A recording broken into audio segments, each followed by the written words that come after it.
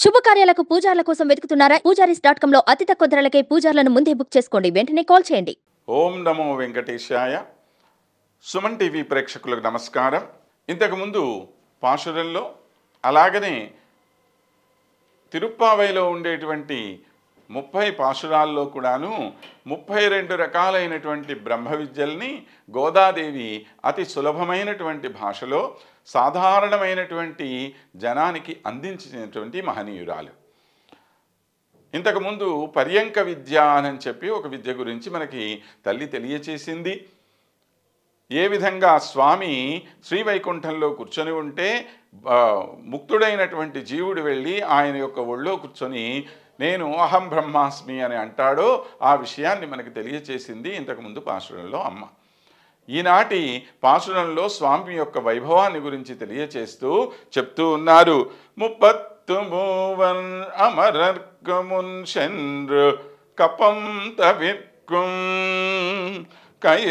కలియే తుయిలజాయ్ శపముడయ్యాయ్ తరలుడయ్యాయ్ శతార్కు వెపం కొడుక్కుం విమలా తుయిలజాయ్ செப்பந்த மென்முலை செவ்வாய் சிறுமருங்குள் நப்பிந்தை நங்காய் திருவே துயிலெழாய் உக்கமும் தட்டொழியும் தந்து உன்மணாளனை இப்போதே எம்மை நிராட்டு எலோ எம்பாவாய்.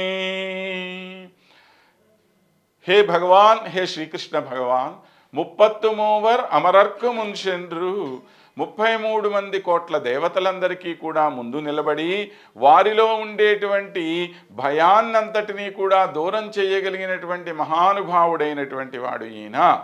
దేవతలకి ఎప్పుడెప్పుడు ఏ ఏ కష్టాలు వచ్చినా వాటన్నింటినీ దూరం చేయటానికి మొట్టమొదటిగా వాళ్ళు ఆశ్రయించేది శ్రీమన్నారాయణుడిని.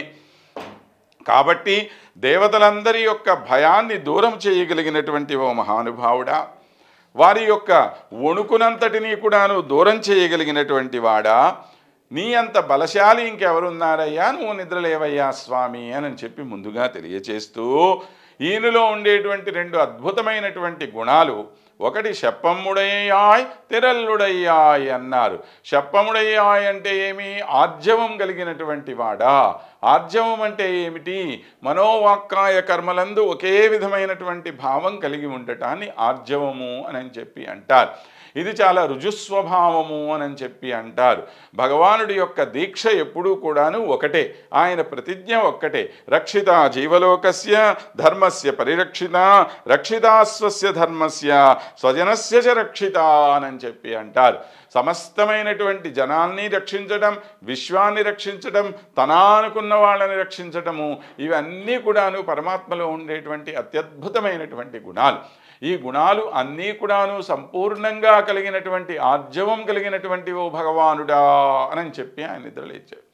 తరువాత తిరల్లుడయ్యాయి అని చెప్పి అన్నారు. గొప్ప పరాక్రమం కలిగినటువంటి వాడా.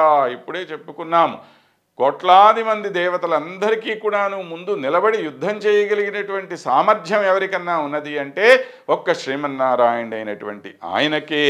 అలాగనే శతార్కు వెప్పం కొడుక్కుం విమలా తుయిలజాయ్ అన్నాడు. శత్రువులందరికీ కూడాను కంపం కలగచేసేటువంటి వాడా అని చెప్పి. అదేంటండి, భగవానుడికి ఎవరన్నా శత్రువులు ఉంటారా? భగవానుడు తాను గీతలో స్వయంగా చెప్పాడు కదా.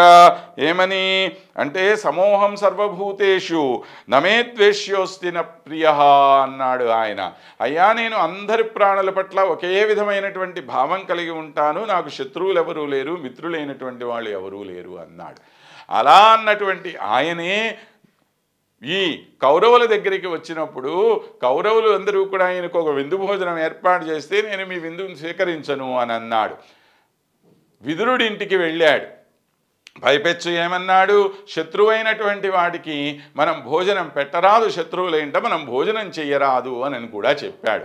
పాండవాహి మమ ప్రాణప్రియాహ అని చెప్పి అన్నాడు.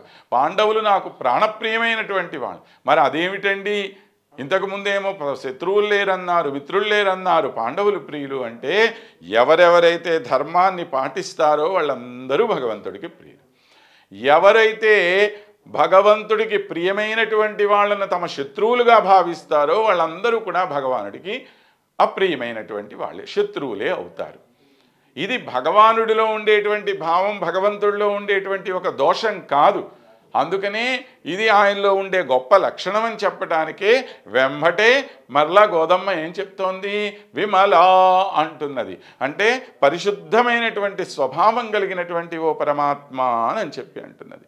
కాబట్టి పరమాత్మలో ఉండేటువంటి గొప్ప లక్షణం ఇది. తన వారిని తన అనుకున్నటువంటి వారిని కాపాడటము, తన వారిని ఎవరైతే శత్రువులుగా భావిస్తారో అలాంటి వాళ్ళని తాను కూడా శత్రువుగా భావించటం అనేటువంటిది పరమాత్మ చేస్తున్నటువంటి ఒక గొప్ప ఉపకారం మనందరికీ కూడాను. అలాంటి ఓ స్వామి నువ్వు నిద్రలేవయ్యా, చెప్పన్న మెన్ములై సెవ్వాయ్ సిరుమరుంగుల్ నప్పిన్నైనంగాయ్ తిరువే తుయిలరాయ్. ఈ పరమాత్మతో పాటు పక్కనే ఉన్నటువంటి మన నీలాదేవిని కూడా నిద్రలేపుతూ ఉన్నారు ఈనాడు. ఏమని? అమ్మా, నువ్వు చాలా మృదువైనటువంటి వక్షస్థలం కలిగినటువంటి దానివి, సన్ననైనటువంటి నడుమును కలిగినటువంటి దానివి అని పైకి ఆమె యొక్క శారీరక వర్ణన చేస్తున్నట్లుగా మనకు కనపడుతూ ఉన్నప్పటికీ అంతరంగంలో ఆ తల్లి ఏ విధంగా తన సర్వస్వాన్ని భగవానుడికి అర్పించిందో, ఆమెను ప్రేరణగా తీసుకొని మనందరం కూడా ఏ విధంగా భగవంతుడికి మన సర్వస్వాన్ని అర్పించాలో తెలియచేసేటువంటి వర్ణన ఇది. ఏమని? భగవానుడికి తమ సర్వస్వము అర్పించటము, అందులో ఏ విధమైనటువంటి భోక్తృత్వ భావన మనం కలిగి ఉండకుండా ఉండటం అనేటువంటివి రెండు ముఖ్యం. ఎటువంటి నేను అనుభవిస్తున్నాననే భావన ఉండకూడదు. అనుభవింప చేస్తున్నటువంటి వాడు పరమాత్మ, ఆయన ఆనందం కోసం మన చేత అనుభవింప చేస్తున్నాడనేటువంటి భావనతోనే మనము భగవంతుణ్ణి చేరాలి. కనుక ఆ విషయాన్ని మనకు తెలియచేస్తూ చెప్తున్నారు. ఉక్కముం తట్టొళియం తందువున్ మణాళనై పోదే అమ్మాయి నీరాట్. తల్లి, నువ్వు మాకు ఒక విసనకర్ర, అలాగనే ఒక మంచి అద్దము, ఇవి రెండు ఇచ్చి ఈ స్వామితో కలిసి మేము స్నానం చేసేటట్టుగా మమ్మల్ని అనుగ్రహింపచెయ్యి అంటున్నారు. ఎందుకని ఈ అద్దము అంటే మన యొక్క స్వస్వరూప జ్ఞానాన్ని ప్రతిబింబింపజేసేటువంటిది.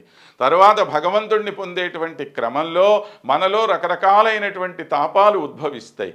ఈ తాపాలన్నింటినీ మనం దూరం చేసుకొని భగవానుడిని చేరాలి అనంటే మనకి ఒక రకమైనటువంటి శీతలత్వం అవసరం, ఆ చల్లదనం అవసరం. ఈ చల్లదనం కోసం కావలసినటువంటిది ఒక విసనకర్ర అన్నమాట. కనుక అటువంటి చల్లదనాన్ని చేకూర్చేటువంటి ఒక విసనకర్ర, అలాగనే భగవానుడి యొక్క గుణ వైశిష్ట్యము మనం తెలుసుకోవాలి అంటే ముందుగా మన స్వస్వరూప జ్ఞానం మనకు కలిగి ఉండాలి. కనుక అలాంటి మన రూపాన్ని మనం తెలుసుకునేటువంటి విధంగా ఉండేటువంటి ఒక అద్దాన్ని మాకు ఇచ్చి ఈ రెండిటితోటి ఏం చెయ్యాలి? ఉన్ మణాళనై ఇపోదేయమ్మై నీరాట్. నీ భర్తతో మేం కలిసి స్నానం చేసేటట్టుగా చెయ్యమ్మా అంటున్నారు. ఇక్కడ మనం బాగా అర్థం చేసుకోవలసింది ఈ వీరి యొక్క భక్తి అంతా కూడాను ఆధ్యాత్మికమైనటువంటి మానసికమైనటువంటి భక్తే కానీ శారీరకమైనటువంటి ఏ విధమైనటువంటి కోరికలతో వీరు రాలేదు అన్న విషయం తెలుసుకోవాలి. అదే కనుక శారీరకమైనటువంటి కోరికే అయితే మనం ఎవరి దగ్గరికన్నా వెళ్ళి ఏమమ్మా మీ ఆయనతో మేము స్నానం చేస్తాము అని అంటే అది ఎంత వికృతంగా ఉంటుంది చెప్పండి. అంతేకాదు ఆమె ఒప్పుకుంటుందా? లేదుగా. కానీ ఇక్కడ ఎవరిని అడుగుతున్నారు? భక్తులైనటువంటి వాళ్ళు, సాక్షాత్తు సర్వ జగత్తుకి ఆది దంపతులైనటువంటి ఈ నీలాదేవిని శ్రీకృష్ణ పరమాత్మని ప్రార్థన చేస్తూ మీతో కలిసి మేము ఉండేటువంటి ఒక గొప్ప భాగ్యం మాకు కలగజేయండి అని చెప్పి అడుగుతూ ఉన్నటువంటి విషయం. కనుక ఇక్కడ మన అందరము కూడాను దాన్ని పూర్తిగా మనస్సులో పెట్టుకోవలసినటువంటి అవసరం ఉంది అని చెప్పి గుర్తుపెట్టుకొని మనం ముందుకు సాగాలి. ఇది కేవలం ఒక ఆధ్యాత్మికమైనటువంటి ప్రయాణం తప్పితే శారీరకంగా శ్రీకృష్ణుడిని కలవటం అనేటువంటి భావన ఎక్కడా కూడాను మనకి మధ్యలో రాదు. ఇటువంటి ఒక మానసిక ఉజ్జీవన కోసం చేసేటువంటి ఒక గొప్ప యజ్ఞమే తిరుప్పావ యజ్ఞము అనేటువంటి మాట తెలుసుకొని మనం ముందుకు వెళదామని చెప్పి తెలియచేస్తూ నేటికి స్వస్తి.